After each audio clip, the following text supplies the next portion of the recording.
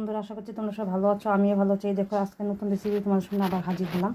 সেই মাছ কুকিংয়ে তোমাদের সবাইকে স্বাগতম। এই দেখো পাবদা মাছের রেসিপি দিয়ে দিলাম, নুন দিলাম, হলুদ দিয়ে ভালোভাবে মাছটাকে আমি মেখে নেব। এই দেখো বন্ধুরা, আমি সরষের তেলটা দিয়ে দিলাম, দিয়ে মাছগুলো এক এক করে ছেড়ে দিব। বন্ধুরা, আমার মাছগুলো ভাজা হয়ে ভেজে নেব। বন্ধুরা, ওই তেলে দিয়ে দিলাম পেঁয়াজ কুচি, দিয়ে ভালোভাবে নেড়ে নিলাম। বন্ধুরা, ওই তেলে দিয়ে দিব পেঁয়াজের মধ্যে দিয়ে দেবো টমেটোটা।